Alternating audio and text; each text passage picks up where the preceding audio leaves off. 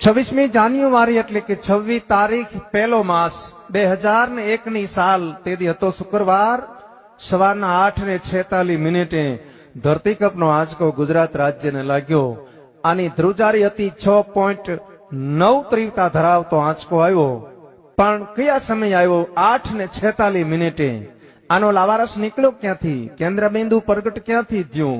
કચ્છની ધરતીમાં ભુજ શહેરથી ઈશાનની દિશા માથે 20 કિલોમીટર દૂર, ભુજથી 20 કિલોમીટર છેટે ધરતી તોડી અને ત્યાંથી લાવારસ બારો નીકળ્યો.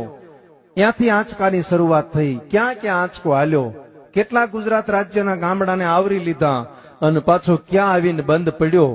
એની થોડીક યાદી કરાવું. શબ્દ ઉપર ધ્યાન આપજો.